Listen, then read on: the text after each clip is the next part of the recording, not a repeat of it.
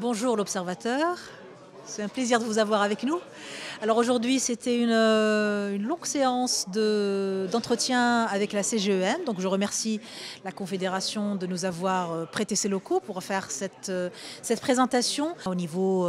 du développement des énergies renouvelables, l'accélération des investissements qu'il faut dans tout le secteur énergétique, la stratégie nationale de développement durable, les verrous à lever dans l'économie circulaire et la gestion des déchets, et bien entendu le secteur des mines et la transformation du paradigme que nous voulons insuffler dans le secteur des mines. Donc j'ai également parlé du cadre législatif et réglementaire. Nous avons parlé des différentes lois que nous avons accélérées pendant les 2 dernières années, surtout dans le cadre du secteur de l'énergie, avec la loi de la libération de la moyenne tension, le renouvelable, etc. Aujourd'hui, en 2024, nous voulons vraiment nous concentrer, sans abandonner bien sûr le secteur de l'énergie, mais vraiment nous concentrer sur le secteur des mines, avec la loi 3313 qui devrait revenir au Parlement, Inch'Allah, la loi sur le gaz, qui n'est plus un code gazier, mais qui est une loi sur le gaz. Ça, je vous le donne en scoop pour vous. Ce ne sera pas un code gazier, c'est une loi qui se veut être agile, simple, un texte simple qui accompagne vraiment l'essor du secteur, la maturité du secteur. Et enfin, la loi très importante, la refonte de la loi 2800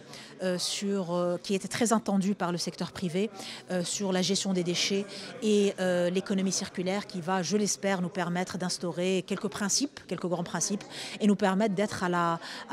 au rendez-vous d'abord de l'organisation de la Coupe du Monde 2030 et pouvoir permettre l'organisation du Coupe du Monde verte, une Coupe du Monde qui se respecte sur le plan environnemental et de gestion des déchets, mais également être au rendez-vous du développement durable du Maroc et pouvoir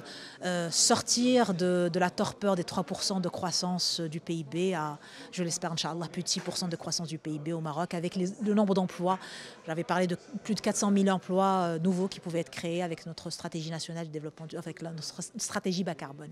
Merci beaucoup. Comme vous le savez, notre pays s'est engagé très tôt dans la transition énergétique et dans la décarbonation grâce à la vision de Sa Majesté le Roi, que Dieu l'assiste. Et nous, au niveau de la CGM, nous avons sensibilisé très tôt les entreprises sur la nécessité de décarboner et de travailler sur la transition énergétique. Au niveau de la CGM, nous avons déjà 3 commissions qui travaillent justement sur ce sujet depuis très longtemps, et nous avons aussi créé et fait pas mal de séminaires sur la décarbonation pour que les entreprises soient vraiment au fait de ce qui les attend. Ce qui les attend, c'est la taxe carbone à l'export avec l'Union européenne, et aussi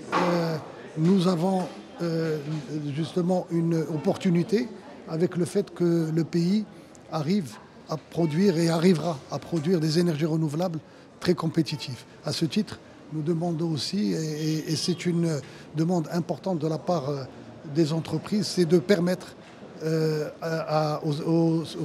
sociétés, aux industries qui utilisent la moyenne tension et la basse tension, d'avoir accès au réseau et avoir accès aux énergies renouvelables. Et ça, c'est très important pour leur compétitivité.